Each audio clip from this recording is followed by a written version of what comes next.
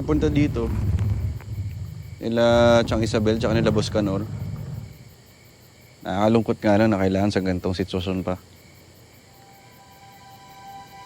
Oo nga eh. Pero naniniwala ako, Bok. Gagaling si Lolong. Gagaling ang kapatid ko. Naniniwala. Uy! Gulat naman ako sa'yo, Bok. Gulat din ako. Mga buwaya dito. Mamumuhay ng tahimik kasama kami mga tubaw. Hindi panganib sa mga taong nakatira dito yan. Minsan nga nakakatulong pa ang mga yan sa mga mangingisda dito sa Isla Paki. Ha? Talaga?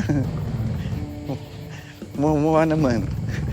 Hindi, inibago lang ako kasi masanay ako kay Dakila.